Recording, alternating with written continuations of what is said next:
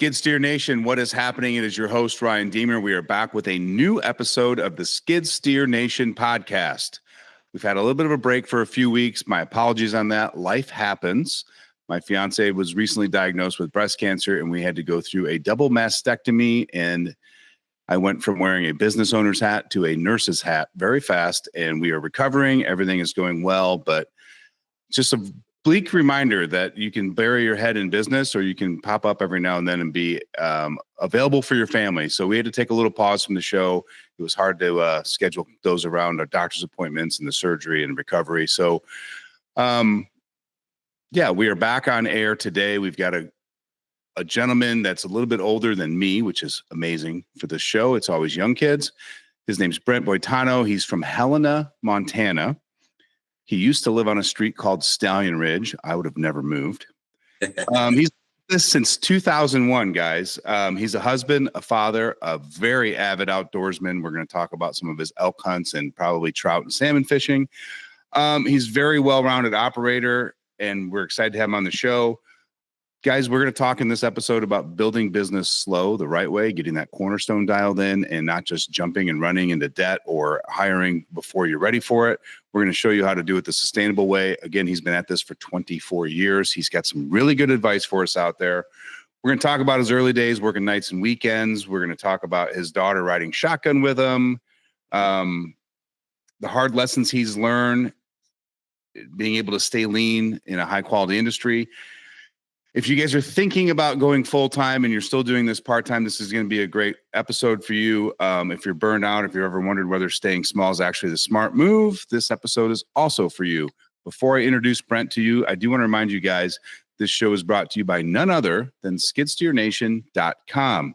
Guys, Skid Steer Nation is your home for American-made skid steer attachments. They're built for serious operators and business owners. The return on investment is there because the quality's there. They last longer. You spend a little more. You make a ton more money over the lifetime of those attachments. We've done the research for you. I've interviewed all the manufacturers. I know what kind of quality they put out there. We stand behind it as well as the manufacturers. So if you're looking for your next skid steer attachment, please go to skidsteernation.com and find yours. Before I introduce Brent, one more thing I got to talk about, guys.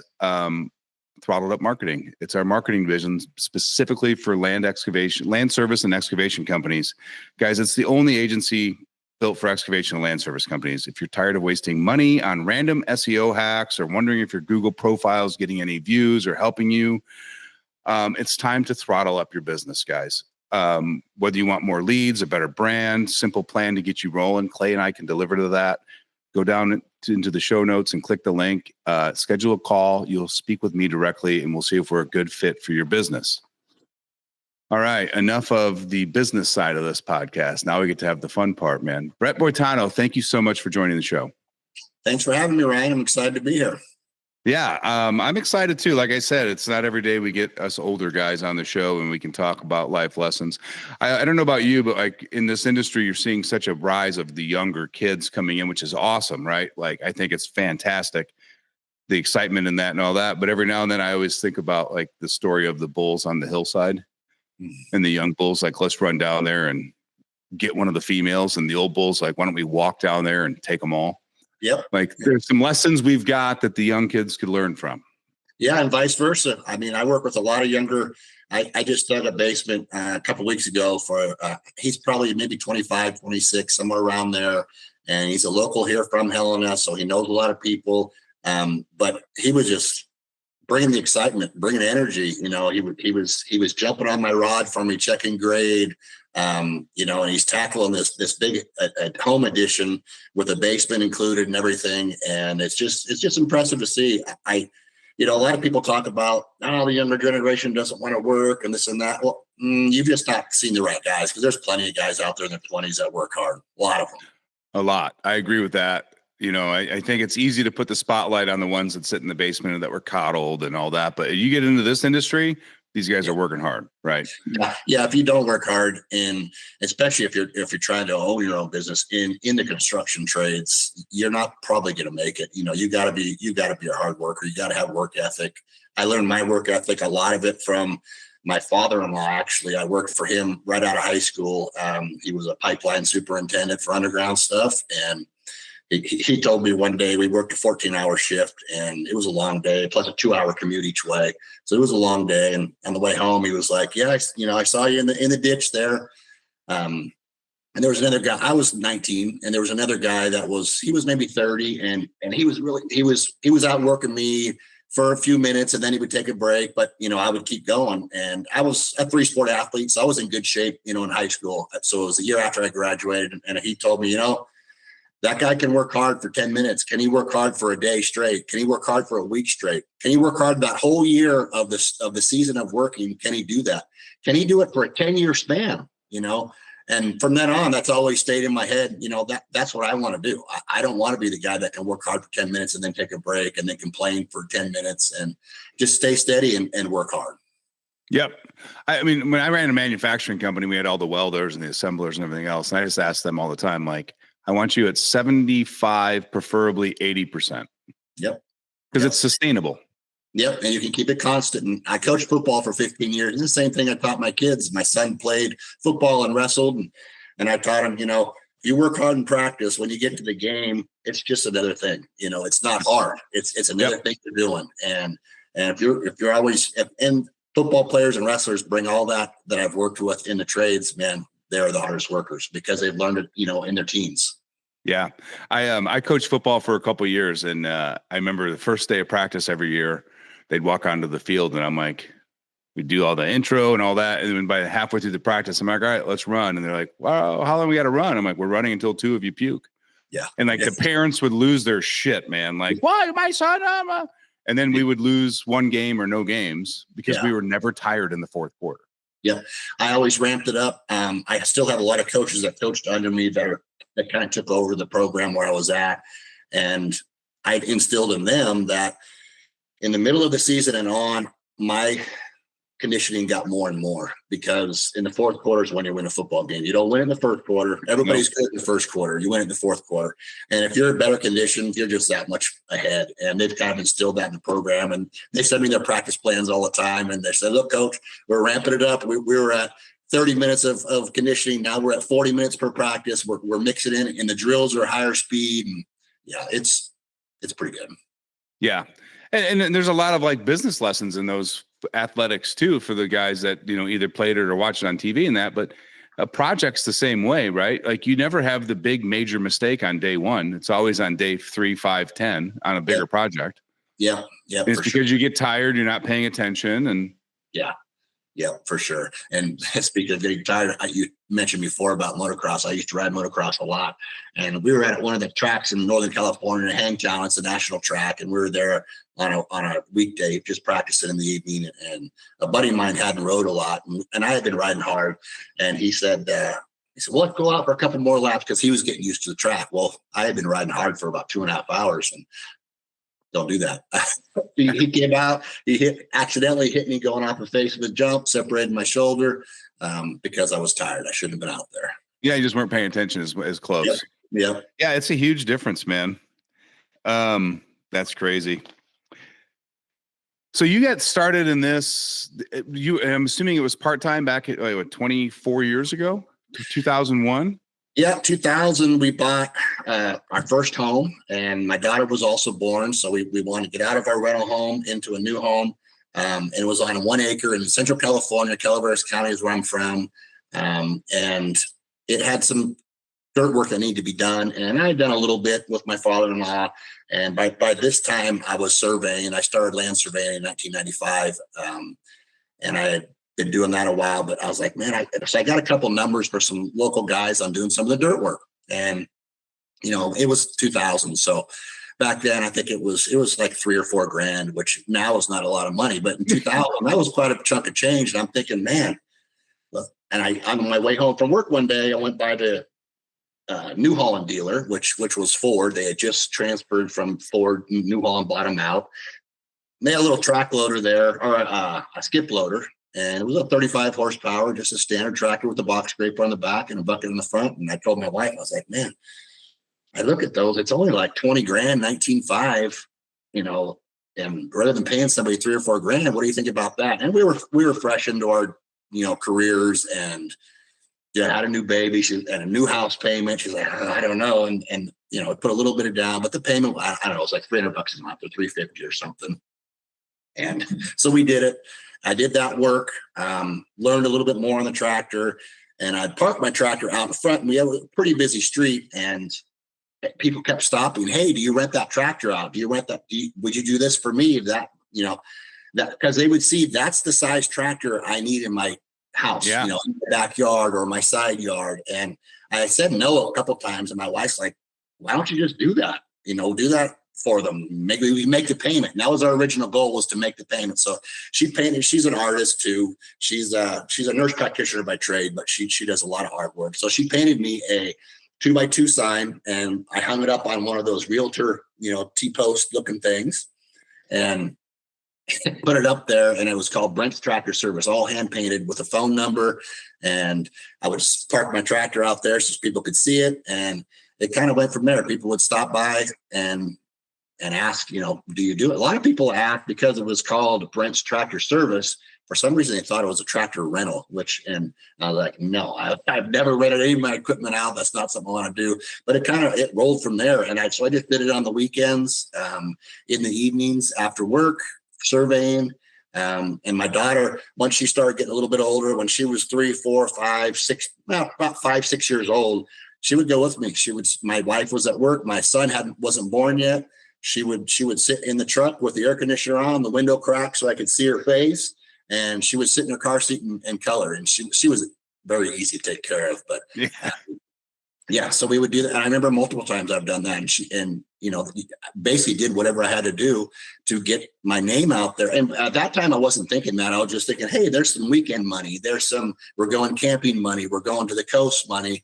It never was a business for the first 3 or 4 years. It was just extra money. And I did that from 2000 until 2013. So I did both for a long time. And finally, my wife's like, you just need to work for yourself. You have too much work coming in. You're working too much, and you need to do one or the other. So I made the change to just doing this since 2013 only. And I haven't looked back.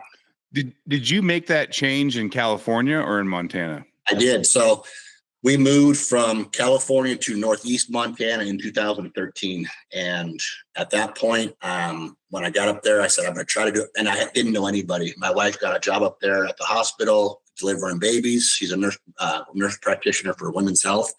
And we were on a reservation up there in the Fort Peck Reservation. And I actually was kind of just doing my thing a little bit. Mostly I was taking care of our kids. They were still pretty young when she was at work. And the wintertime, obviously, was off because it gets pretty brutal up there. But then we ended up moving back to Central California in 2015. Our kids wanted to go to high school with their cousins. So we did that for them. And at that point, I was 100% full-time. All my old customers came back to me.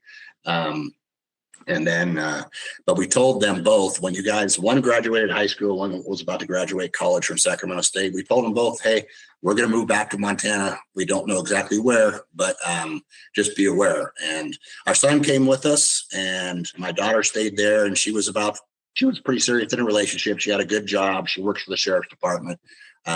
She got married this last May, but so she stayed there. My son's here with us, and he's a senior in college in a nursing program here at Carroll College. And so I moved all my stuff here. Didn't know anybody. I had one contact in Bozeman, which is about 2 hours away. I met through Facebook.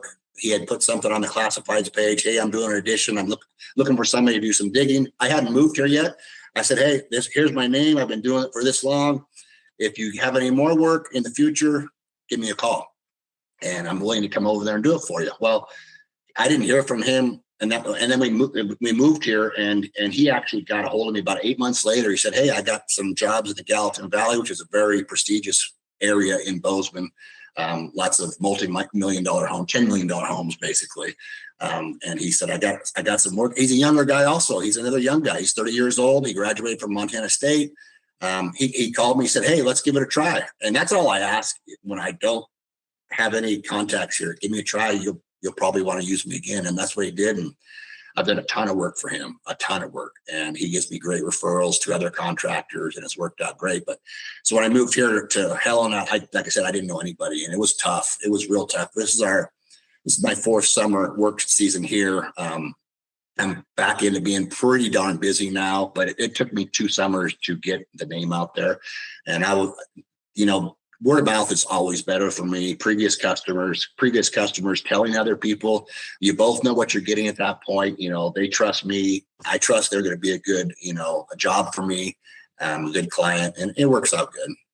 Yeah. So what are some strategies that you did? 'Cause I hear this a lot of guys, like they move to a new state or whatever else. And like, I get a lot of phone calls or messages going, hey, how do I get started? Yeah. And I can give them my advice from the outside world, right? But you walk this walk, not once, not twice, 3 times. Yeah, pretty much 3 times.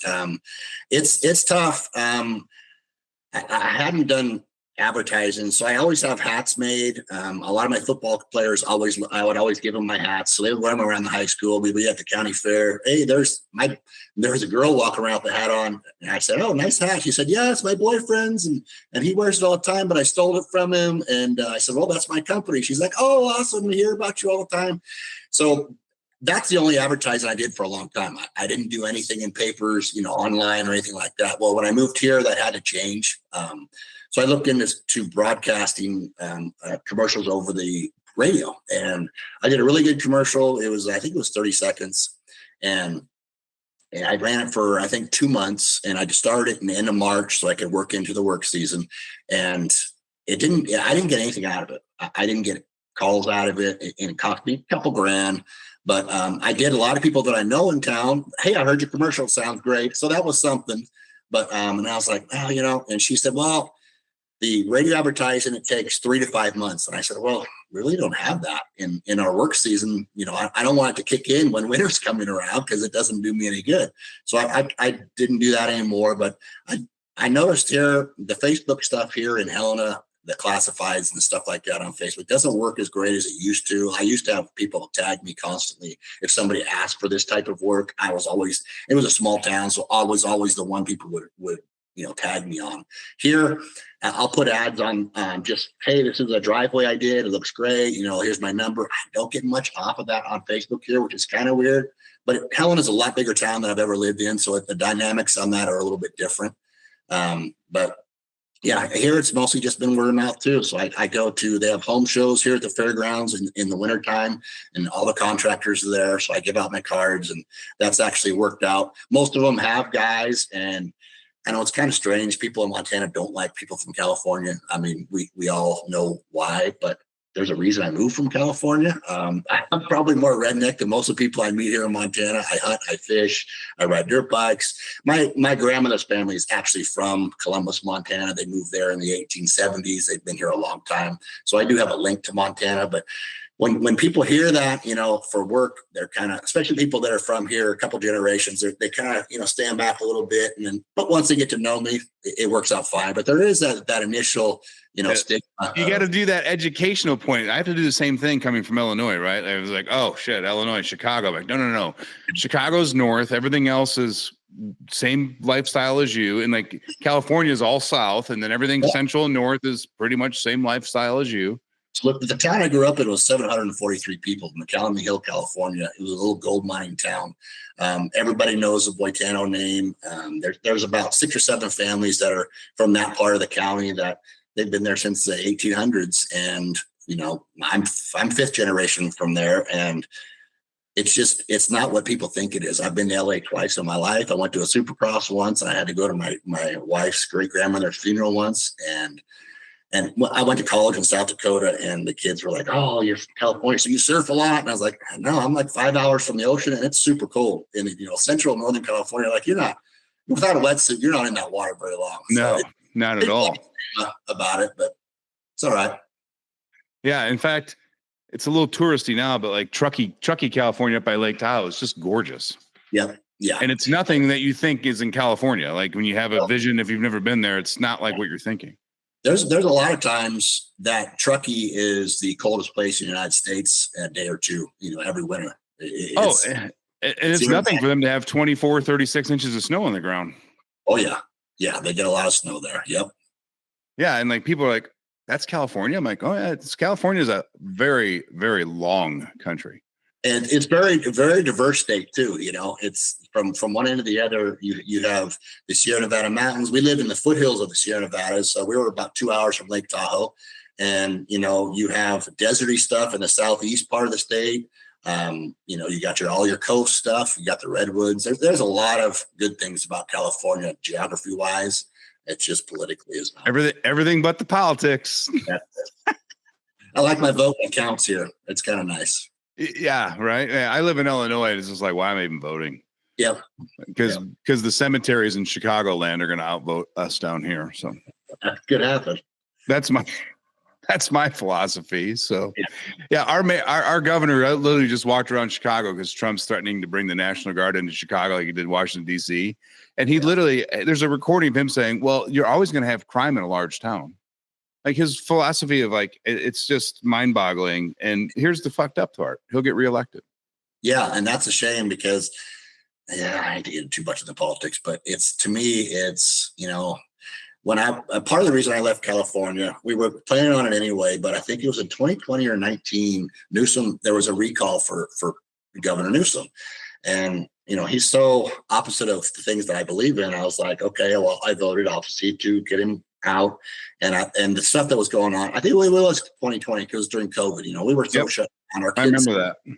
Our kids, it was terrible for our kids, they had homeschooling. They had to wear masks during basketball games. During wrestling matches, they had to wear masks. I mean, it was absolutely ridiculous. I was like, okay, I'm gonna vote. He's out. It's gonna go that way, and it didn't go that way. And obviously, my circles I run around are probably mostly believe in what I believe in. But at that point, I was like, I'm not sure these elections are fair and right because nobody I talked to wanted him to stay in there, and yet he stayed in there. So I was like, yeah, we're going to leave. And it's tough, like I said, because we're fourth, fifth generation from that area. Yeah. And then this is the thing, and we'll get off this real quick here, because it's not about a left or a right side. But if you live in a community and you're not happy with the way that community is going or that state's going, it doesn't matter if it's left or right. They just keep voting the same way. Yeah. Yeah. And it's like literally the definition of insanity. Yeah, it is. And my wife always says, but that's what's good about being in the United States. You can live in any state you want with, there's other countries you can't move. Like you have to be where you're at. You cannot move. And, we have the right to move into basically every geography, every climate we might want. We have that opportunity. So we kind of just took it. Yeah, and that's the beauty of it, right? I mean, if you don't like the way a state's being ran, like, yeah, you can throw a huge fit and send it to the Supreme Court, or you can just go, cool, do you? We're moving here. That's it. Like California can run however California wants to run. Just means I'll never live there. That's it. Yep. If you like that lifestyle, cool, go live there. Yep. Anyway. But now you're seeing like in Houston and stuff, they're building these subdivisions, like massive subdivisions, and the builders are going, they're all pre-sold to people moving here from California. And you noticed it in this last election that the gap in Texas was a lot smaller than it had been in the past, red to blue. Yeah. And I'm like, that's the part that mind boggles me. I'm like, how in the hell can you move out of a state because you can't handle the way and then go vote the same way that put that state? Right. Mind boggling. I have friends that have moved to Texas and the Carolinas, and they were on the same side of the aisle as I was, but there's a lot of people moving from California, and Newsom will say, "Well, it's not true, that we have a lot of people coming in." No, you don't. There's so many people that I know from our little community that have left to Texas, Carolinas, Tennessee. And that's a long way from California. They're doing it for a reason. Yeah, man, he is very silver tongued. That guy, boy, he's good. Yeah, he is very, very good. I bought a lot of used cars from fellas like that. Yeah. And when your state's on fire and earthquakes are happening, I don't know how he finds all that time to do a podcast every day with a guest. And he's on other people's podcasts a lot. So yeah. All right, we're losing listeners right now. We're losing. That's all right. Yeah. Oh man. Yeah. So All right. when I got my business going here, the last couple seasons, it's been going good. I've been real busy. I got a couple contractors that I do all their digging for. My niche is mostly homeowner stuff still. But there is a couple contractors that I've been digging for. I'll do all their basement digs, crawl space digs. I just got off a big one this summer. It was a $30,000 job, which is a good size one for me. Took me a couple of weeks building the driveway in. Had to clear a bunch of pine trees. It was about a 600-foot driveway. And then I did the crawl space dig, and it was really super thick, so I had to do a lot of clearing. And I run a Kubota, both 10,000-pound machines, because they're decent for bigger stuff and they're great for small homeowner stuff. And if I need bigger stuff, I always just rent it. I'll rent a loader or a big excavator, or I rent dozers quite often. But when I did that driveway, it was challenging, and I was by myself. I had both tractors, so I would jump from one to the other depending on what I needed to do.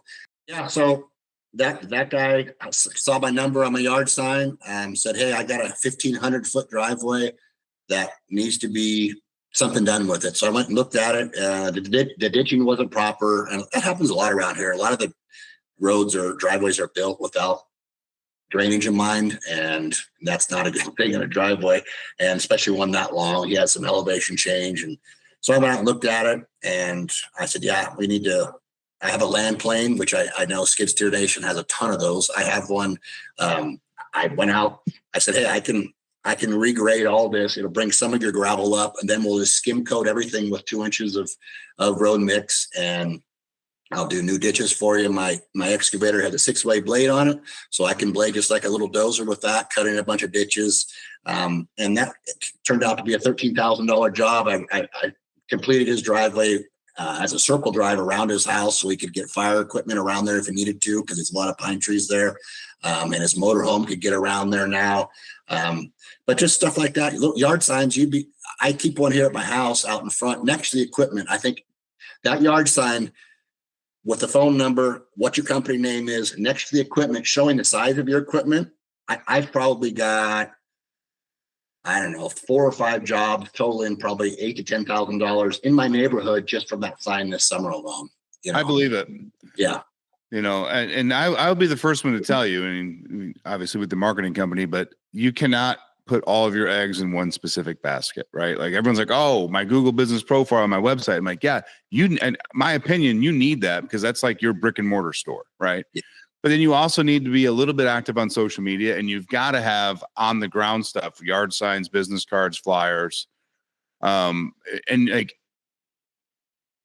everyone says, pick one and get really good at it. To me, that's like, all right, pick one social media network, right? Like don't do LinkedIn, Facebook, Instagram, YouTube, pick one.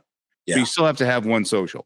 Yeah. Like, pick one online thing. Like, are you going to go all in on Nextdoor, Thumbtack, Angie's List, Yelp, or Google Business Profile? Just pick one.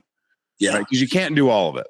No, and you got to have a little bit of those 3 areas, in my opinion. I was just not doing Angie's List. I've heard so many bad things about that. But Google profile is a big thing. When I had my meeting for the radio ad here, their marketing team came in that too, and try to sell their pitch on their marketing. And the first thing she said, she had done a little background check, like you probably did. Google this, Facebook that, look me up, and she said, "Hey, you don't have a Google ad listing page. Your account's not set up on there." I was like, "Yeah, I don't want to get a bunch of calls and emails and texts from Google." She said, "Nah, it shouldn't be like that if you set it up right." And so I did it on my own. I set it up, and I get probably 1 or 2 calls a month just because somebody Googled Helena Excavation. Every customer I have, I said, "Hey, can you give me a review on Google? I'll send you the link. You don't have to write anything. If you can give me a 5-star review, that'd be great." And I've got, I don't know, close to 30 of them on there already in about 2 years. And that's how you get brought up. The more good 5-star reviews you have. And I had one guy gave me a 4, and then he wrote on there, "Totally happy with what Brent did. He did exactly what he said he was going to do. He was here on time. He was very reasonable with his pricing, but he gave me a 4. And, most people think, it's almost a 5. You want your customer to give you a 5. You do not want a 4, because that brought my score down to a 4.5 for about 4 to 6 months. And everybody else had a 5, but that one score kind of screwed it up a little bit. It's been back up to 5 this whole summer. But that's one thing. And once you get your Google listing set up, you want to make sure when you tell your customers, give me a 5, please. And they don't have to write anything, but just give me that 5 stars. And actually, if they do write something, we're learning that Google, like the more, and again, everything that we do on the marketing side is to make Google happy, because that's 90% of all website traffic runs through Google and all that. So if Google's not sure if you work in, pick a town 40 minutes away from you, right? Because like they're location based, they want to make sure that they show people relevant information. They're not going to show you a pizza restaurant 2 hours away. They're just not going to do it, right? So that same philosophy happens with our business too. So your service area is substantially larger because you are the one traveling, but Google's not sure if you're the right choice, so they're hesitant to show you on that. So if your customer from away says, "Hey, I had Boitano Excavation come out to name of the town, and he did this service for me," now Google's like, "Oh, he does basement excavation in this town," and now that will also start helping you rank too by getting it in the reviews and your. And then there's that Q&A section where customers can ask questions on the profile. Fill them out yourself. Make a list of 10 or 15 questions, common questions. Basically treat it like an FAQ, and you can ask the question and you can answer it. Okay. That's good to know. And most people, I think I only have one just leave the 5-star, but everybody always leaves a good review on there, writes a little paragraph out, a couple sentences. And you're probably right. All that is linked, especially with AI now. They can pick up on anything. So yeah. So it's just, all you want to do is make Google have credibility that, okay, this customer does this work. He's well respected and he goes to this town. He's worth showing in that. Because if you can get that, and here's the thing about being a local business, and our whole philosophy has changed as a company about this, but when you search for excavation company in Helena, Montana, I'll guarantee you the #1 website, when you scroll down past the local stuff down to the websites, I'll guarantee you it's going to be Yelp, Angie's List, Nextdoor. It's going to be one of those large companies that's like a directory, because Google has so much trust in those companies because they're got millions and millions of links and millions of views. And your little business was probably rarely ever going to outrank them in your local area. Right. But you know what is above them? The Google Map pack with the map and the local businesses. Yeah. So our whole philosophy is like everything we do now is to build and support that Google business profile, because even when you look at your data on the website, like, hey, we had 47 visitors to the website this month. I can go to your business Google profile and say, yeah, and 42 of them came from the profile. Okay. Right. They're not coming from the actual link down low. They're coming from that top of page. It's like 70% of all website traffic for local businesses happens in that Google Map pack. So your Google business profile, getting your services in there, giving it descriptions, filling out the Q&A, adding images, posting on it like it's Facebook from time to time. If you can get ranking for specific services in that map pack, that will drive a majority of your online traffic. A website helps. I think every business should have it because you don't have a store. Yeah. But I've seen a lot of guys that don't have websites that still rank really high and get a lot of phone calls and a lot of, directions and inquiries. And that's where the online business comes from. We had a kid here down the road that when he started working with us, he was getting 30 phone calls a month from his Google business profile for excavation. Yeah. So speaking of that, I get calls from Google saying Google verified now, your account's not fully set up or something. I get That's spam. 2 a day. That's spam. That drives me absolutely crazy. Yeah. And of course, they come up with a Montana number. It's my business phone number. Both my numbers on my cell phone, so I answer it because you don't know. And that part is a little irritating. So I would guarantee you that 90%, if not 100% of those phone calls are not actually Google. Yeah. They're a company trying to hijack your profile, charge you money, whatever else. So all you had to do, and we just did this with a couple clients because they have the same issues. I'm like, just go in there and find the do not call directory. Like, go search for it, like to join it, and give it a couple weeks. And a lot of those spam calls will disappear because I will have to try that with my business. You'll get taken out of it. Yeah. Yeah. I have that with my old number, so I should try that with my business. Yeah, just do it again. And I don't know if you have to do it every year or every 2 years, but every now, like I'm starting to get a lot of spam calls again. So I'm like, oh, I must have worn off the list. So I got to go back in there and re-sign up for it. Yeah. Yep. But it does drop a lot of those calls. Yeah. Yeah. So speaking of the yard signs, that's something I highly recommend. If you do I got a lot from Clancy in Montana City, which is right here next to Helena, these little towns, and some higher up subdivisions. And one guy got his driveway completely washed out. They had an ice jam in the spring. The creek backed up, went up and over, and then went down his driveway. I mean, there was 18-inch rut all the way down his driveway.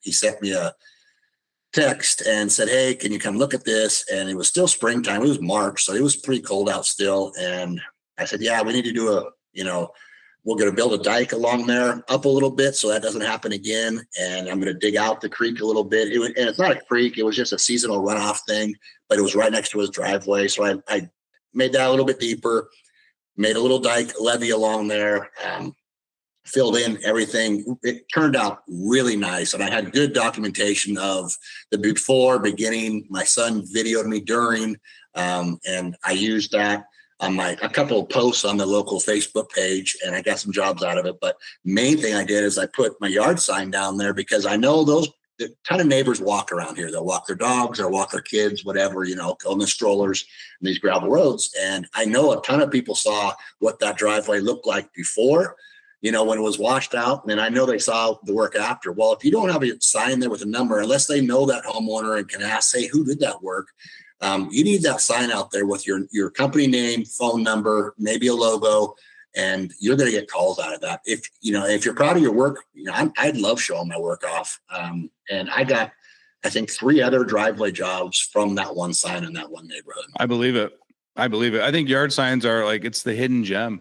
And the reason they're the hidden gem is, anyone can get a yard sign made. Yep. But it's the determination and the diligence of putting it out when you're doing the work, or driving the area once a week or once every 2 weeks to see which ones got thrown away because of mowing and putting a new one out. And that's where I think a lot of guys fumble, is they're like, I'm not going to do that shit. I don't have time for it. I'm like, cool, then wait for the phone to ring. Yep. I asked the homeowner always, and I've never had anybody say no. But I'll put concrete stakes in the ground on mine, and I'll wire because they have the little things you push in with your foot, little tiny wires that go in, and I'll put those in. I'll put the concrete stakes on each side. I wire tie it to the stakes, and then I wire tie my sign also to the stakes, because those signs can catch a ton of wind. They're really flimsy and light. And I get mine from Vistaprint. I throw it on there and I have them sent right to my house. They're cheap. I've made tens of thousands of dollars off of $150 investment. Oh, absolutely. Yeah. And Vistaprint's great. Next Day Flyers is great. Like the printing company, as long as it's the right, sign and the pricing's right, that's, to me, is almost irrelevant. It's getting that right design, right? And for me, I don't know, what does your sign say, Brian? It's got a similar to a big excavator arm on it with a bucket. And it's got my logo, which is like a big tractor wheel going around. And it just says Boitano Excavation with my phone number on there. It's pretty simple. And it's colored. It's kind of a lime green color. It's pretty catchy on the color. Easy to read. That's another thing. Make sure your phone number and your company name are easy to read off of your background. They're pretty good investment. I put it that way. And I think those are great street signs or yard signs to put out, especially on projects that you're doing work, and they can see the before and after. They see the equipment. But if you're just going to go drive around and like put signs up in like different neighborhood, I think that's where you need to pick a specific service. Yeah. And list it on there, and like make the logo a lot smaller, the service bigger, phone number bigger, but super simple. Those guys that do like the bullet points of 7 different things, nobody remembers it. Nope. They're driving by. Yeah. Yeah. And, some of my shirts, on the back of my shirts, will list some of the things I do, driveways, foundation, digs, but your yard sign needs to be simple. No, but first of all, they're usually moving, they're driving. But like I said, if you do a job, it doesn't matter if even if you put gravel and take a sod lawn out and you lay down nice river rock or nice gravel. If it looks good and you're proud of it, show it, show the phone number, because if you don't, most people nowadays aren't going to stop and ask a homeowner, knock on the door and say, hey, who did that work? But if you have a hard sign with a number on it, they're going to call. If they want that type of work, they're going to call it. Yeah. And let's take that one step further. Like if you're doing light, medium commercial work and you're not a massive commercial company yet that's getting invited for bids, I think it's still to get go get like a really nice sign, not just a yard sign, but like with a couple wooden posts or 2x4s or 4x4s, and put like, excavation work done by with a logo. Because I'll tell you right now, Brian, contractors drive by other contractors' projects. Yeah. That stuff I did in Bozeman, the first job I did for that contractor, he was actually just doing, I say a deck, but I mean, it was, big hand-hewn logs, and it was a beautiful deck. But they actually moved into, the general contractor on this remodel didn't like what the interior contractor was doing. So they asked the guy, John, that's doing the deck, hey, would you want to take over the whole project for us? And we'll still general it, but you want to do, the work. And he's like, yeah. So he called me. He's like, hey, we need to crane your excavator into this courtyard between the garage and the house. The homeowner was pretty much just bored with their stamped concrete and water feature that they had in there. So I had to rip it all out, and it was a huge project, but it was a $4.5 million remodel on that home. But yeah, I threw my yard sign out there too, because it was a driveway deal, and I got a couple calls off of that as well, and it was a 2x4 foot sign, my little bigger yard sign that I have. And it looked a little more permanent, but that type of stuff, if you're proud of your work, show it off. If you're proud of your work, get your name out there, get your number out there, advertise it. Yep. Huge part of that, man. So I want to do a smidge of a transition here. You get busy, work's going good. You're booked out a few weeks or a month or 2 months out. How did you learn to balance running your business, keeping your clients happy, and still being an active participant in your family? Yeah, it was tough. I've heard on your podcast, and I listened to a couple other podcasts about dirt work, and there's this similarity to my relationship with my wife and my company. My wife was she's a nurse practitioner now, but she was an RN. I hear that a lot. Dirt work guys are married to a lot of nurses and in the medical field. And so, they work a lot. My wife works a lot. And it was important to me. I coached sports. I was in both of my kids' life a lot. And a lot of people say, I want to start a business so I can make a lot of money. Well, for me, I wanted to do my own thing because I wanted time. I wanted time to be with my family. It was more of a time thing than it was a money thing. And the money comes if you're doing good work, it'll come. But I didn't do it for the money. I did it to be able to spend time with my kids. My wife worked nights. I would have them all night, and then, take them to a babysitter sometimes. But, for me, it was time. It wasn't money. So that kind of transitioned into, I know a lot of guys in this industry that I follow online, that I know in person. And a lot of them, they're so focused on their company and their work that they're not raising their kids, and my son, we hunted and fished a lot, and I coached his football. And to me, that was more important than, hey, how many hundreds of thousands of dollars did you make this year? Well, I didn't make $150,000. I didn't make $200,000, but I spent a lot of time with my family. And to me, that was more important. And the money came. Like I said, if you do good work, the money's going to come. The people in this industry, and I still tell people now here, hey, just give me a chance. Let me come out and I'll give them a quote for probably a lot cheaper than it should be sometimes, just to earn the right to come do the work. And then they're like, oh my God, this was fantastic. You really know what you're doing. And it was done way faster than I thought it would be done.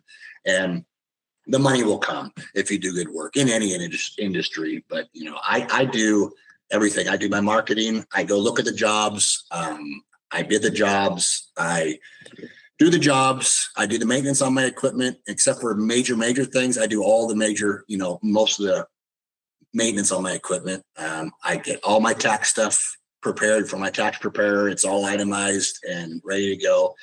But it's just, some of the guys, they get big fast and it works out. A lot of them, it doesn't work out because they're just a flow through for the money. They're bringing in 800 to 1.4 million dollars, but it's not keeping, it's going right through their account, paying their subs, paying their employees, paying their, insurances that you don't have to have if you're single.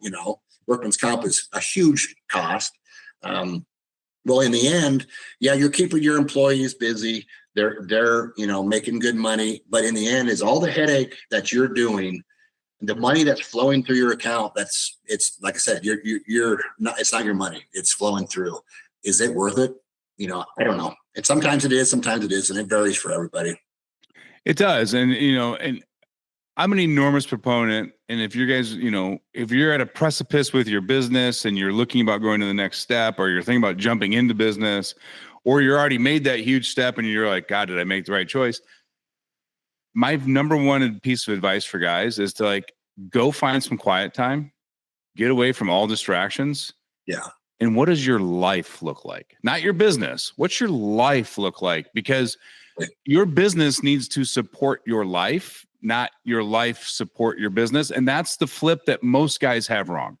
Yep, absolutely. My older brother, he's been retired for 3 years now, and he gives me shit sometimes. He'll say, well, you're semi-retired. I'm going to come up, let's go fishing. And he's kind of right. And my wife makes good money. She's a workaholic. She works a ton, but she balances it out with the kids as well. But that's been, the main reason I was able to make the jump was I had a good clientele base. My wife has a good career. That makes it a lot easier. That there's a lot of guys that their wife doesn't work. They're stay-at-home moms. That's a whole different dynamic. Yeah, work needs to be pretty darn important because you're the only income. But for me, yeah, it was a trade-off for me. I wanted that time and make my own schedule. I schedule jobs when I want to. It just works out for me for time. Yep. No, and I've talked about this numerous times on the show and all that, but when Skid Steer Nation was started, it was during COVID, and I didn't sit down and say, hey, I'm going to start a business selling skid steer attachments. I sat down, I'm like, all right, I'm never going to be told when I can and can't make money again because I was running a manufacturing company. Yeah. Actually, I'd left that, and anyway. So I was laid off because of COVID, and I'd owned businesses for years in the past, and then I just got comfortable with the money I was making running business. I'm like, do I really need the headache of owning a business? Yeah. But then when COVID hit, I was like, all right, number one rule, I'm never going to be told when I can and can't make money again. That's it. Yep. That's number one rule. Number two, I don't want to be tied to a 9 to 5 or a specific building where I have to be in the same place every day. Yeah. Right. Yeah. So I made a list of the non-negotiables of things that I would not do. Right. And then I was like, okay, how do I make my life fit these non-negotiables? And I was like, what's my knowledge and my skill set? I love online marketing. I've got a lot of experience, and I know a lot of people in the excavation skid steer. I knew a lot of manufacturers. I'm like, well, I've never owned an e-commerce store, but that would give me the flexibility to work anywhere there's an internet connection or in the world.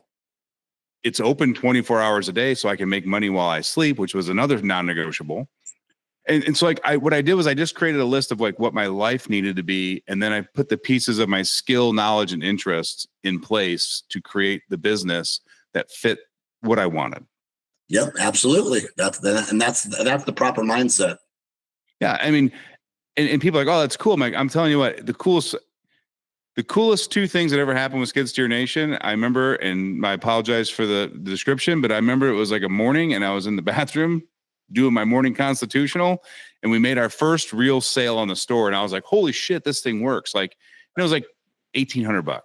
Yep. But to me, I was like, proof of concept, and I'll never forget the moment where I was and everything else. And then the second favorite moment was I woke up at 6:30 in the morning and I was like, holy crap, we did $7,000 at 2 a.m. Yep. And I was like, I was sleeping. Yeah. That's the best kind of money to make right there. And those are the two moments that always stick with me with Skid Steer Nation. Even moving forward, I have ideas of businesses that I'd like to partner with or be a part of and all that. But the non-negotiables are still the same. I will not be tied to a 9 to 5. I will not be tied to a location. Yeah.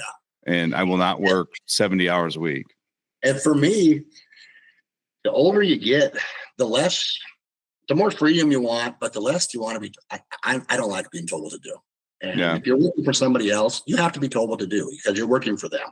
And at some point in my life, and it was probably in my mid-30s, I was like, I don't want to be told what to do. I want to either succeed or fail because of myself. I don't want it to be dependent on somebody else for either of those two aspects. And Brian, there's that tricky slope too, where if you're 100% sub for other contractors, are you really a business owner? Right. Exactly. It's like having that mix and blend of your own customers plus sub work and not relying on one avenue. Yeah. Yep. Is a big deal. Yeah, for sure. It's I don't know. It's like I said, the one thing I do tell a lot of young, because I get asked a lot online. People will message me and ask my advice on this or that. And most of the time, my biggest thing is, I have no problem buying equipment when you have a work coming in, it's not a big deal. But you gotta be aware. Like I went through 2008, and luckily I was still surveying full time during that downturn.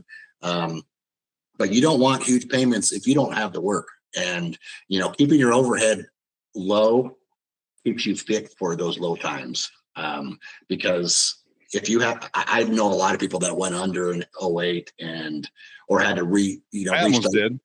Yeah, had to restart their business because that overhead was just too much. If you have new equipment, new tractors, new implements, and I go out, have a new truck to pull that with, and man, I need that big trailer. And maybe you don't. Maybe you should get by with what you can get by with. I haul my stuff still in a dump trailer. And I haul my smaller material jobs. I haul myself, and I sub out the bigger stuff. Obviously I have triaxles to haul that in, but maybe you don't need that new stuff. Both my tractors are paid for now for a few years, and I could use a new excavator, but I'm not doing it. Not right now, and if I get some big contracts next summer, I might do it, but my excavator runs fine. It's got a 6-way blade on it. It's got a thumb, air conditioning cab, great stereo system in it. It's fine. Sometimes that new shiny stuff is great in the short term, but in the long term, it's not the best business investment. So there's psychological human studies that new purchases have an endorphic positive effect on the body for anywhere from like 2 to 14 days. That's it. And I tell my wife and my kids, be happy with what you got. Why can't we just be happy with what you got? And other younger guys that are in the trades, just be happy with what you got for now and make it work. And you'll know in a year, 2 seasons, 3 seasons, you'll know what your business profile is going to be as far as money coming in, your clientele, and then you can be more comfortable. But man, if you're not proven, don't buy that stuff. Buy something used. Yeah. So, I mean, I feel that you always need to look at things from a realistic, be honest with yourself opinion. Is it a need or a want? Absolutely. Right. Because if it's a need, then we got to figure out how to make it happen. Right. Like Absolutely. If you've only got a skid steer and you're getting all this call for drainage and digging, you're like, shit, I need an excavator. Yep. Okay. Now the question is way different than do I want an excavator? It's I need one. Okay. Do I need it in addition to the skid steer or do I sell so now you get your whole mindset changes in that regard. But if it's just a want, it's a whole other conversation, right? It's a want. And at the beginning, it's like you said, those endorphins are going, but then it's a burden. Man, I got this, 308 cat excavator, and my payment's $2,200 a month, and it's been raining for 3 months straight. Well, and they have some leasing things you can do on the new stuff where you can put your payments off in the winter time, and that's all good. But then you have a bigger payment, and when it's coming. It's coming. You're not going to drive them not paying it. But for instance, my first backhoe, I bought a 3-point attachment that went on my New Holland skip loader, and I bought it used. I bought it for $5 or $6 grand, and it was used. And because I had some culverts I had to dig, I was like, man, I I might need a backhoe or something. Well, I didn't want a big full-size backhoe because it wouldn't fit in these yards that I was working in. So I bought that used. I did that for a year and a half. And I was like, okay, I'm going to buy a Mini X. And I bought an open cab Kubota 7,500 pound machine with a thumb on it, straight blade, didn't have an angle blade. That was an 06.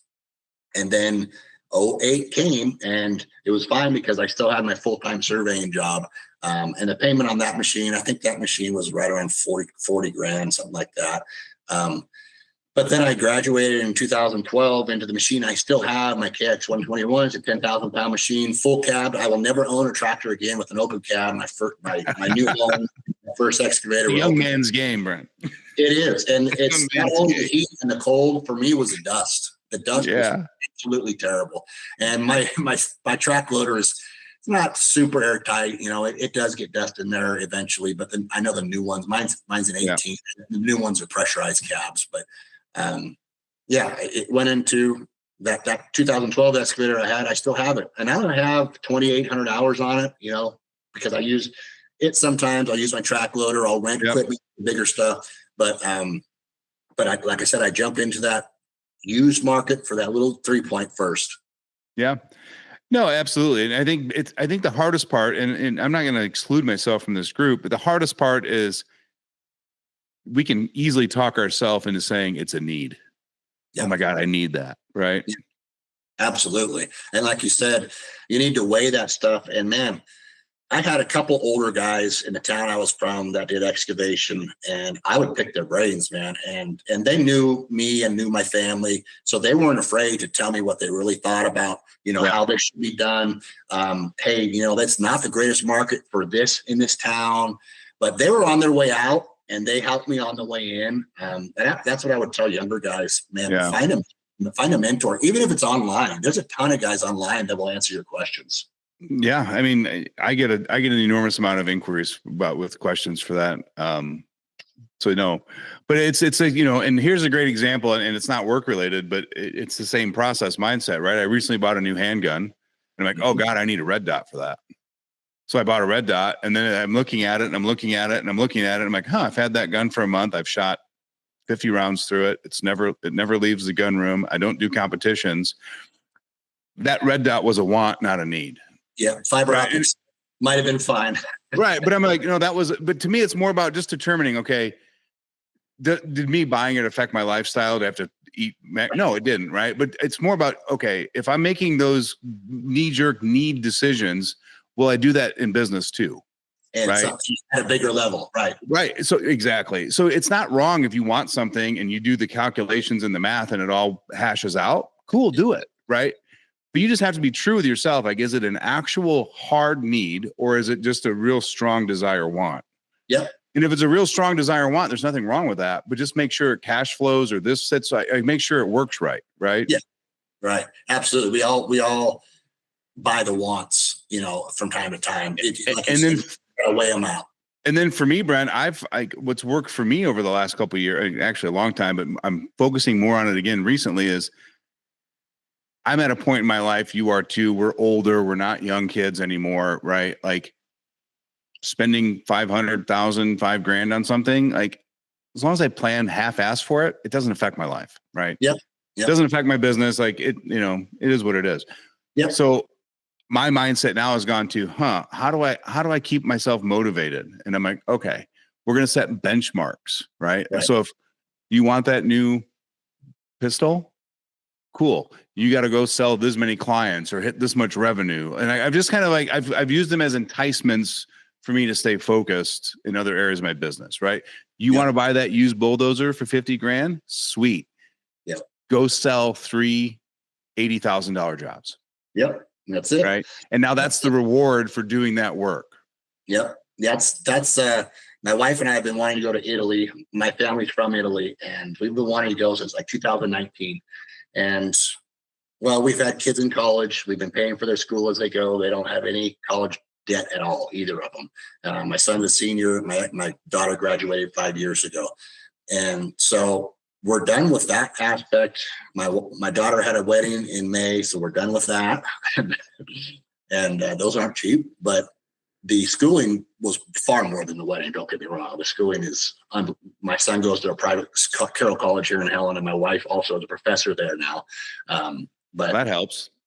Yeah. So his senior year is actually free, but we paid full price for the first 2 or 3 years. But we wanted to go to Italy. So I said, all right, we're going to do it like in 2023. We're like, okay, we're going to plan it for like 2026. And I said, it's all going to come out of the business payment. Like, I'm going to make the money to do that. She's been paying a ton for the schooling, we have weddings. And so that gave me motivation. And these two, 24 and 25, I need to make extra amount enough for a trip to Italy, not only the normal costs that I have in my business, that needs to be done through the account. And that was my goal. And we have that already ready to go for next May. So awesome. Like you said, that was a goal that I put out there, and to get to that, I had to work my butt off, and we're at that point. So we're ready to go in May. Yeah. And I find that even tying personal expenses to business, just keeps you focused. Yeah. Yeah.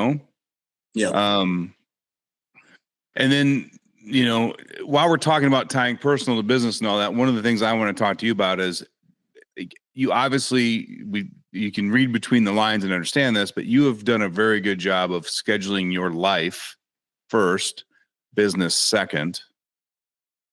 What kind of quality of life improvements did you feel you had because of that? And two, how did you do that and maintain steady growth and customer satisfaction? In the beginning, I worked a lot.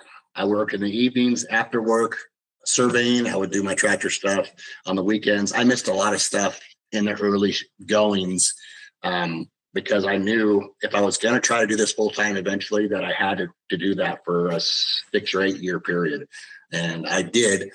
I still did a lot of stuff with my family then. But I worked a lot. I worked a lot in that from 2001 to 2013, doing both. I had a full-time 40-hour-a-week surveying job, plus an hour commute each way to that job. Plus I was building my business on the side.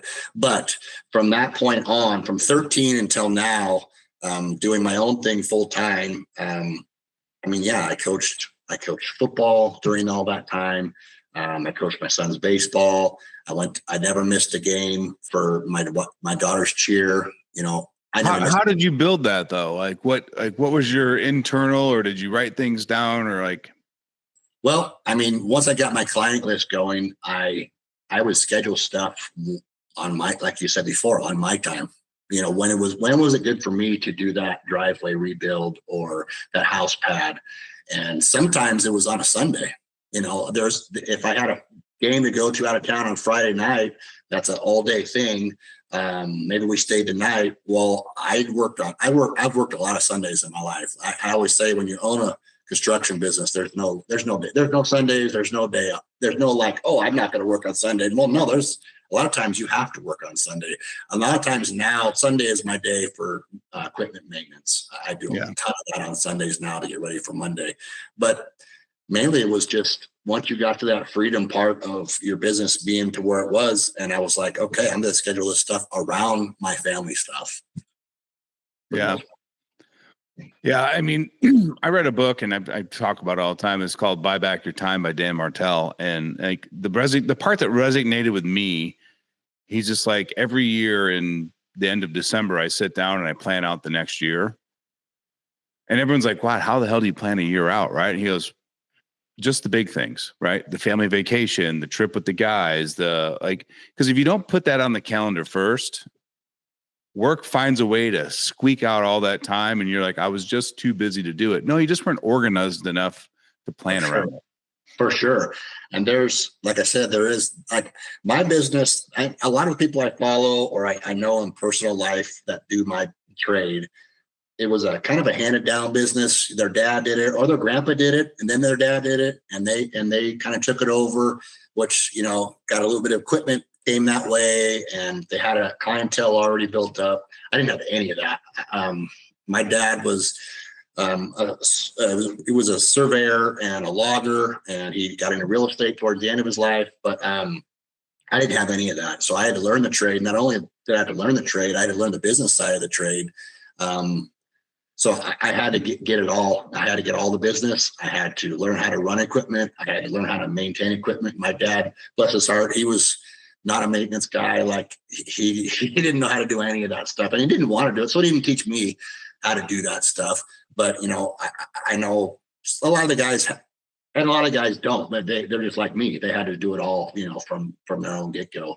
But it's a different dynamic if you're handed something. Trade wise, and you kind of have a clientele already. The good old boy network already knows your grandpa or your dad, so you're kind of in there. But it's definitely different. Yeah. Oh man, what a great conversation today. I love it. I love it when we can talk more personal growth, life, because at the end of the day, that's why we started the business, was to improve our life. Like, it didn't become our identity. It became an extension of who we are. Is what it should be. You see so many guys where their identity's wrapped up in their business. And I'm like, man, it's going to be a hard fall when the economy switches or when this happens or, because you won't know who you are. Right. Yeah. Like I said, it's about time for me. I'm trying to get that stuff oriented, as far as maybe I can do it on Sunday and go do this with family. It's a time thing. And the money, like I said, the money comes. If you do good work, the money will come. Yeah. And like I heard that in my whole life. And I was like, I whatever, I don't buy that. Right. But like, money literally is the byproduct. Absolutely. Yep. If you focus on people, you actually listen to them, you solve their problems, and you do a good quality job, and you actually care. Yeah. When you do it repetitively enough, you'll never have to worry about money. Nope. And my wife kind of gives me crap because, like I said, I do a lot of homeowner stuff, residential homeowner stuff, and we'll be going to wherever. And I say, hey, I got to stop and look at this job. And she's like, oh crap. She's like, okay. Because she knows it's 30 to 45 minutes. You have to sell yourself too. You're not just selling what I'm going to do for you. You need to sell yourself.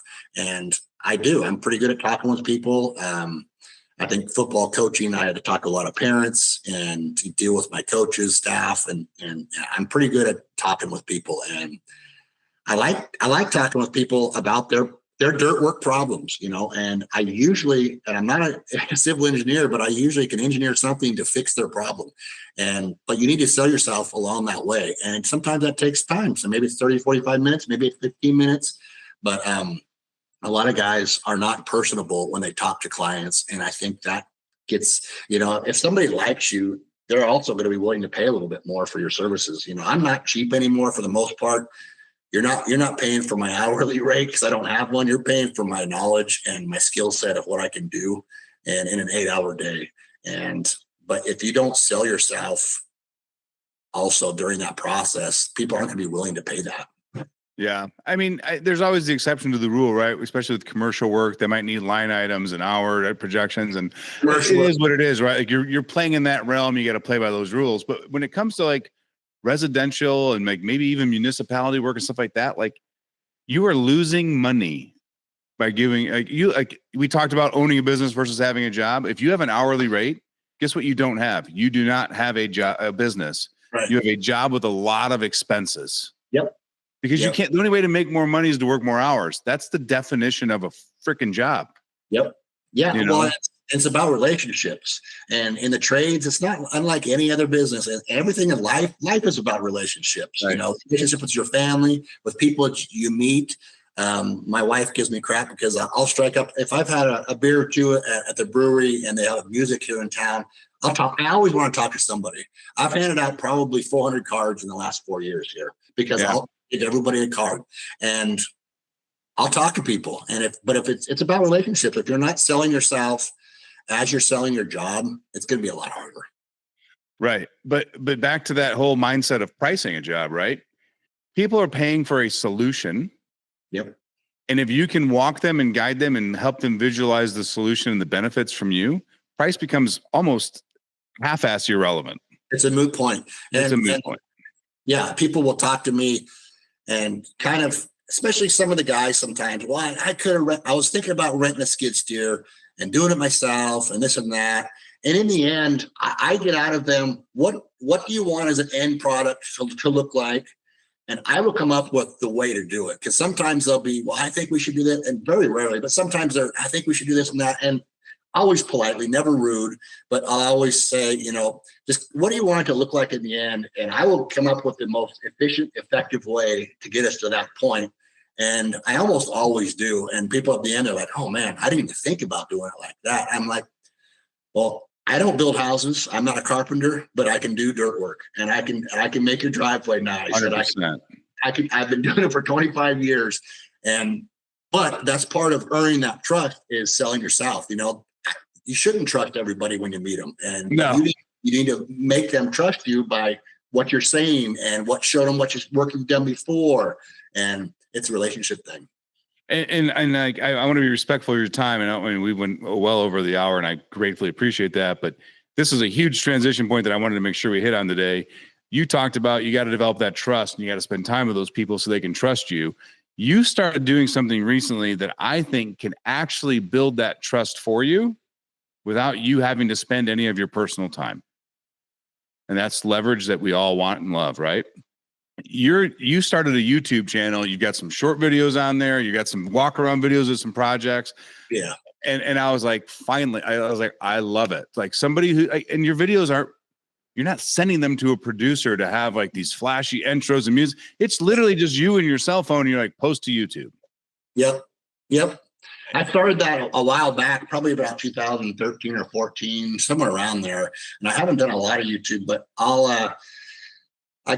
set my phone up and I'll time lapse some stuff. I have GoPros. I don't use them.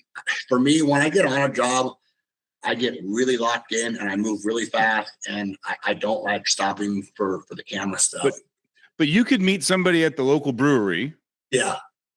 Send them to your YouTube channel.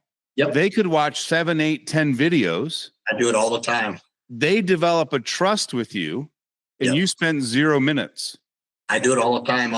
My card has that info on it, my Facebook, my Instagram page, and my YouTube. And I'll tell them, go to those, check out some of the jobs I've done. And I'll when I get the job or do the job, over half the time they're like, there was one on there. It's just like the one you're going to do for me. And I was like, that's going to be perfect. It happens all the time. Yeah. And I'll tell you this from personal experience. Every phone call that gets scheduled on my calendar to meet with contracting business owners, they literally come from the link in this podcast. I'm not spending ad dollars to meet cold people. I'm not sending out email campaigns to customers that bought attachments. It's listeners of the podcast. Yeah. And you know what every phone call has in common?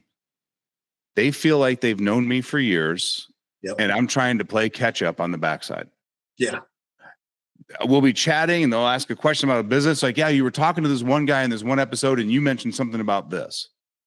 Like that I could, and I hate this, and I don't do this, right? I don't do sales. Like I always say, I'm not a salesman. I'm really good at it, but like either we're going to work together or we're not. If I got to pressure you into it, I don't want to be in that relationship. Yep. But I could probably sell anything I wanted to most of these guys that call because they've developed this relationship with me. And for me, it's having the respect to go, okay, these guys have spent time listening to me. They trust and, value so I have to respect and trust that back and provide them with what they actually need and don't need and not try to take advantage of. Like they trust your knowledge. That's what you got to get with your friends. Same with any business, they need to trust your experience and your knowledge. And when you talked about the podcast, I learned about your podcast. I'd seen it come up somewhere and I was watching it, and it happened to be Jason Pignelli. Oh yeah, Jason. So he's from Great Falls, an hour away here. When during the podcast, he said, he's from Great Falls and he's a single operator, doesn't have employees, similar to me. And so I hit him up on Facebook, and we always follow each other now and comment on your little projects. But it's the dynamic now of the internet and social media. It's so much different than it was even 15 years ago, but 25 years ago, it's crazy. Yeah, it's awesome. So Jason's a cool story because my brother so I used to run a company called Do More Equipment, manufacturing company, makes skid steer graders, some other stuff. I left that business. I hired my brother to work there. My brother's 7 years older than me. I brought him in. He was in between careers, and I brought him in to help me do some engineering, print, organization, touch up, because he had some experience in CAD. Wasn't an engineer, but he knew enough to get done what I needed done. Ended up, he started taking sales calls because we were so busy, and he started doing sales. So now he's actually the sales manager for Do More Equipment. It still still is. So I'm now his customer with Skid Steer Nation. Funny dynamic there. Yep. But Jason actually bought a grader from Lance. Lance was like talking about me and my business, and so he connected me and Jason.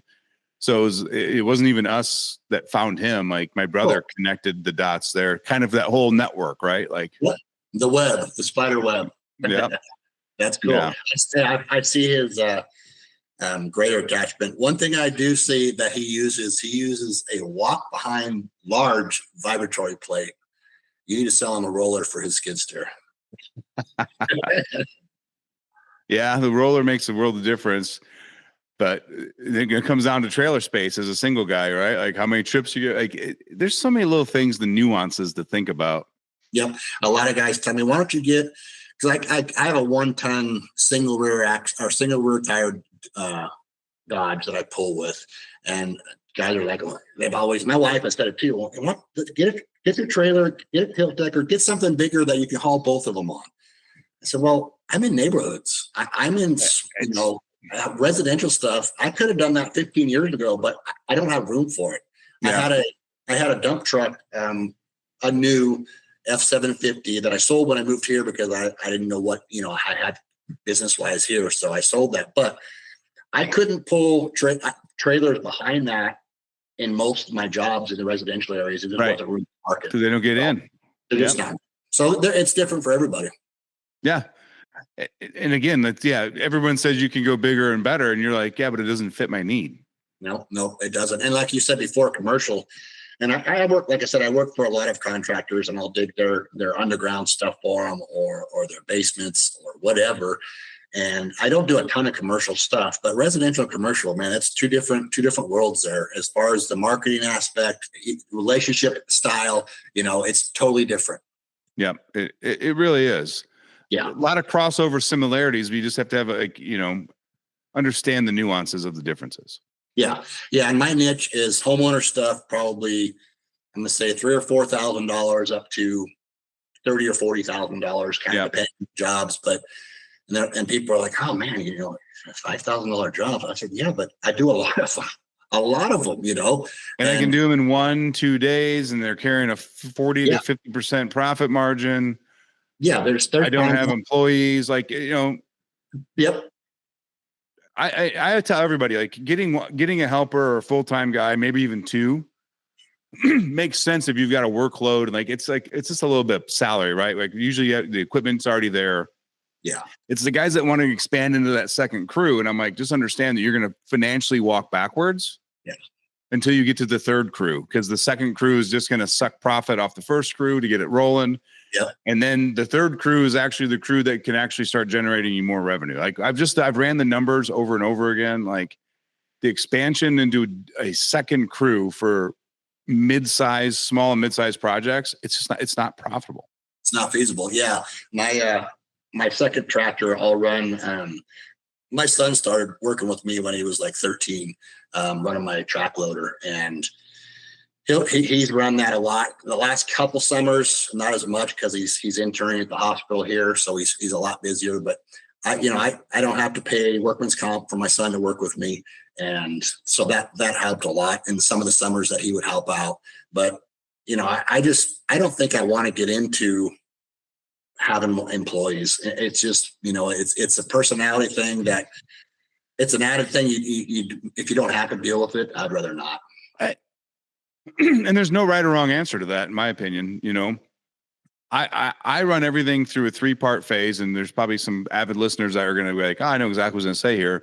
But one, can I eliminate it? Is this a task or a process or something that I'm just creating work that really doesn't do any value? And I should just, if I didn't do it for the next week, would I make a difference? Just get rid of it. Right. 2, can I automate it so I don't have to manually do it over and over again? We can minimize mistakes because it's all done in an automated mindset. Or 3, can I delegate it? Yeah. Right. Yeah. Because again, back to what you said, the most important thing is time. Yeah. So like we've got numerous employees with both businesses, and I have an expectation that I'm going to train them and teach them, and I'll be excited that they can do it 80% as good as I can, because 80% is 100% awesome. That's my, think about it this way. If I have 5 people that can do 5 different tasks that I typically do at 80% my quality, I could go in there and touch bases on those and do the work of 5 people at my level by just doing a little bit with all 5 of them. Right. But just 5x my ability for this much cost versus outcome. Awesome. And let's be honest, most of the time as a business owner, our 80% is better than most people's 100%. So we're still ahead of the curve. Yep. Right. Yep. So for me, it's like, if it's a task that I hate doing, if it's a task that is repetitive or whatever else, I'm not opposed to hiring people. Yeah. But again, it comes out of like a need for me, because I need to not be in that mind space, because it'll ruin every other part of my business. Like me doing bookkeeping, not a good idea. Yeah.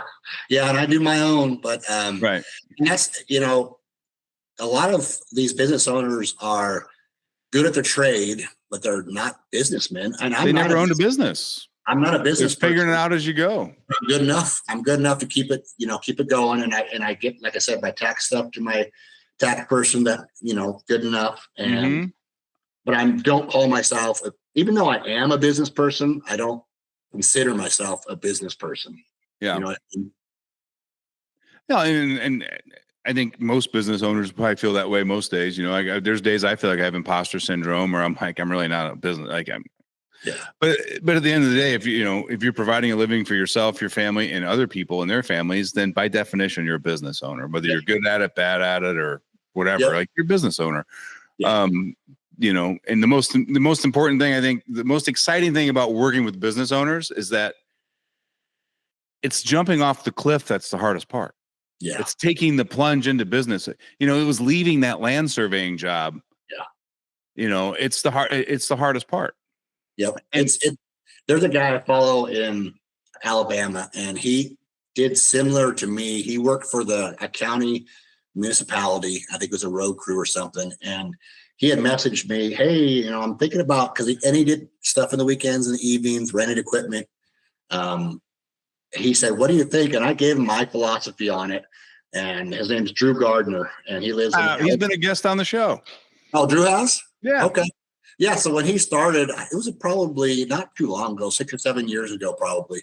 And he said, hey, what do you think about, I'm thinking about doing this. And I said, I think just by following the stuff I follow, I don't know him personally, but I said, I think you have the work ethic to make it work.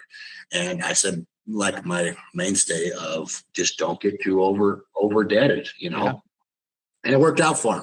So that's awesome. Yeah. Yeah. Drew, we had him on the show. He was great. It was just a pleasure to meet him. Great guy, great story. Yeah. It's so funny. Like because of Facebook, I always say, but the connections you can make across the United States with guys similar to you, like you, lean on, work on, you can meet in that. Like we used to do cohorts of like small group guys for consulting and coaching as a group. And like 5 years, 6 years later, they're like, hey, have you talked to Zach lately? I'm like, I have. He's like, oh, we just talked to him last week. I mean, 5 years later, they're still chatting as business owners. And it's so cool. Yep. I go to Con Expo. I went in 2020 and 23. This year we're going to Italy instead, but a lot of contacts I've met there. I really enjoy, I watch a lot of YouTube of my wife give me crap because it'll be 9 o'clock at night. I've been working all day. I'm tired. You're watching somebody else run a tractor. Like, what are you doing? I don't know. It's addicting, see, how do they do their projects?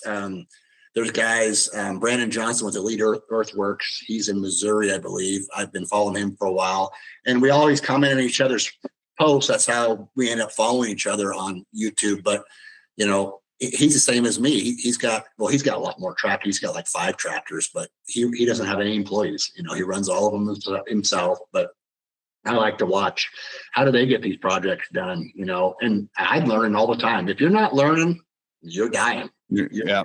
Dying. Your business is dying. I'm going to be 52 in November and I'm still learning.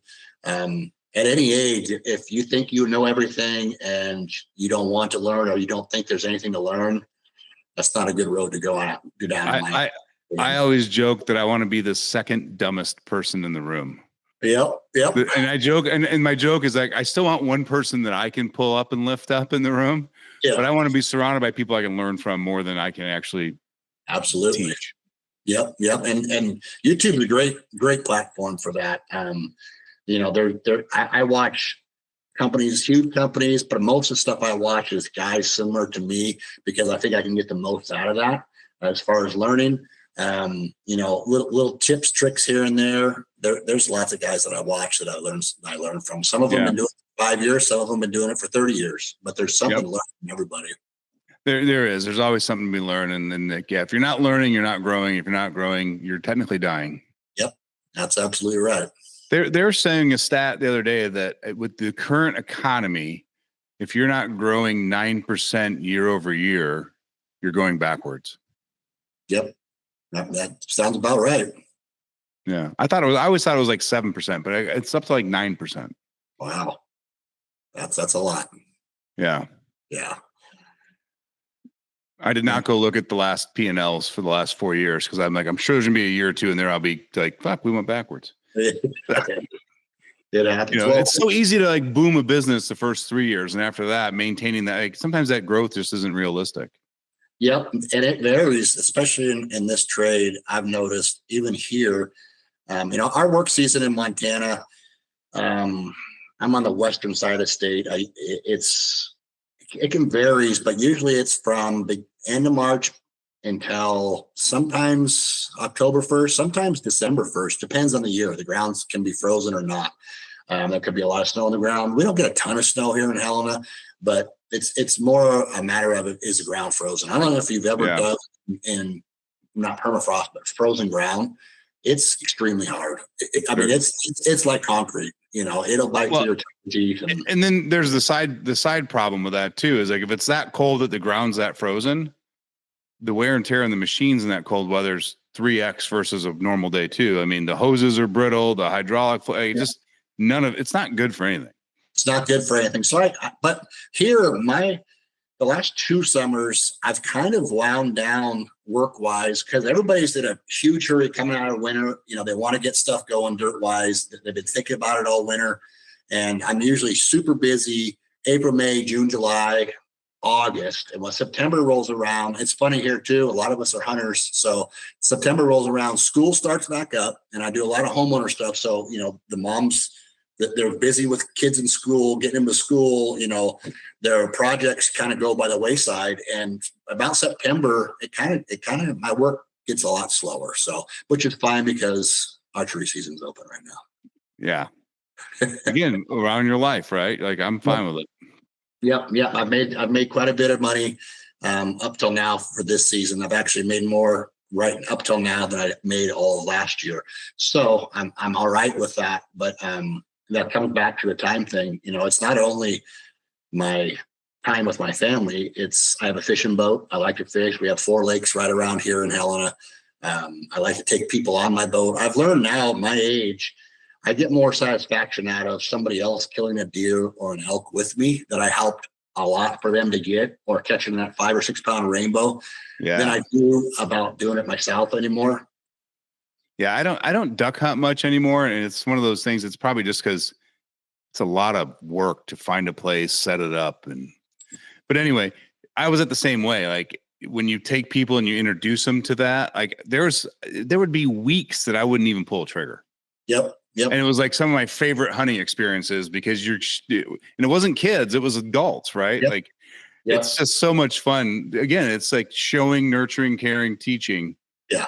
Like we're built for it, man. Like, yeah. I have like I said, my brother, I told you earlier, he's coming up here in November to do some elk hunting with me. And he's on his bike right now. He just texted me on his bike in his workout room because he's older than me. He's 62. So, but and it's any age. I've taken a lot of kids, my own kids, other kids, but watching them, knowing that a big reason they got that is because I went and scouted for a week before. I kind of knew where the game was or where the fishing was good, and help them get that experience. It's like, okay, that's actually better than doing it myself anymore.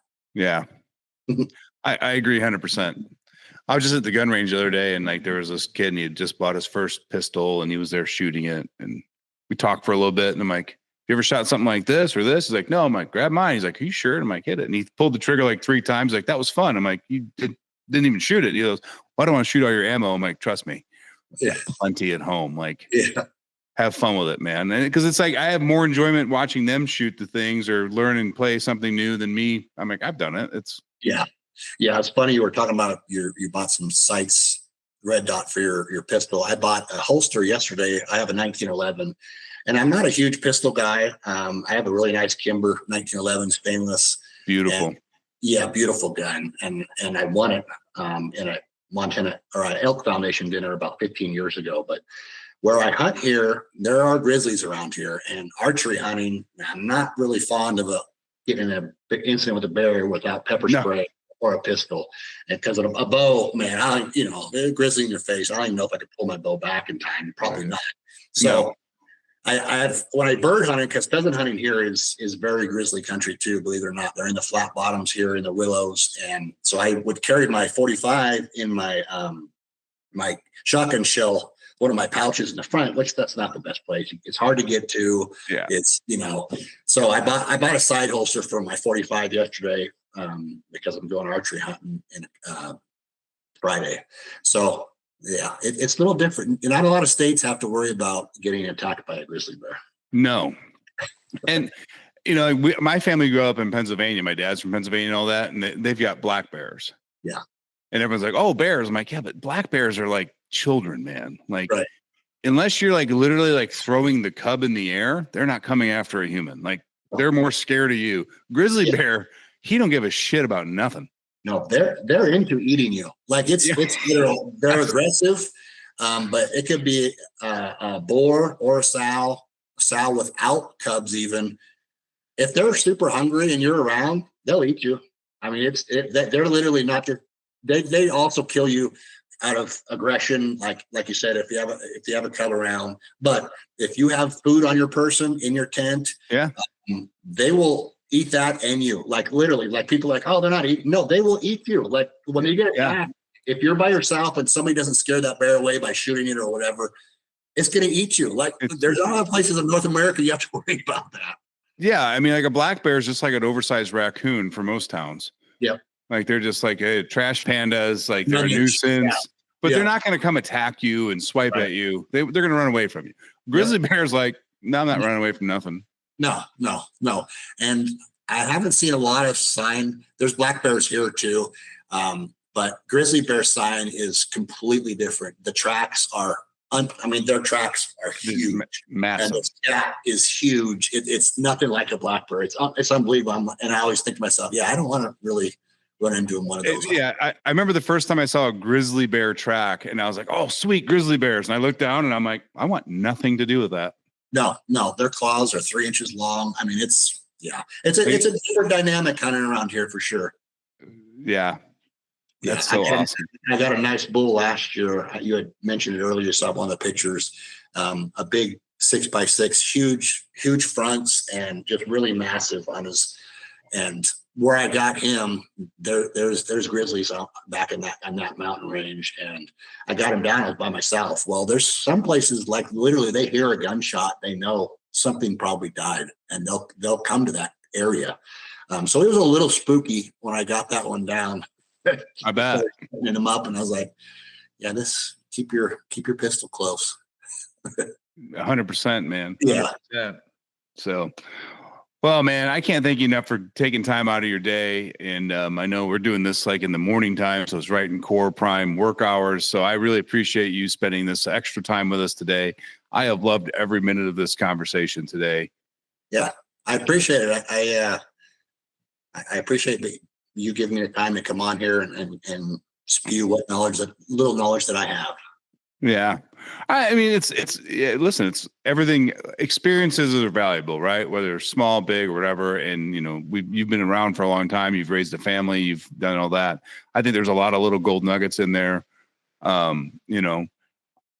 Number one, like, I love the fact that your business technically has no debt. And if something happened and the world shut down again for 90 days, yeah, it would suck, but it wouldn't kill you. Yep. And that's kind of why the way I've set it up, and it works for me. It doesn't work for everybody. Like I said, you need a 2-income household to do that. My wife's a big part of why that is possible. And not everybody can do that. So I'm lucky. Yeah. No, absolutely, man. Well, guys, we'll put Brian's link to his Facebook page in the show notes. If you want to reach out, say thanks for being on the show, enjoyed your conversation, or hey, can I use your spare bedroom for an elk hunt next year? Whatever it is, just reach out. I'm sure he'd love to hear from you. If you want to reach out to us, we'd love to hear from you. And I do want to share one big milestone that we recently reached, and it kind of went under the radar. I didn't even catch it until last night. But we just surpassed 100,000 listens of the podcast overall on Spotify. So massive, massive thank you to all of you. The numbers are starting to spike on the show. It's getting some more traction. We couldn't grow. We couldn't keep doing this. I can't have these conversations if you guys don't listen and share. So an enormous thank you to all of you. Keep following the show on whatever platform you watch it. Make sure you pop out a review, share it with a friend. All of that helps us on our end. So thank you from the bottom of my heart, guys. And until next week, stay frosty. Take care.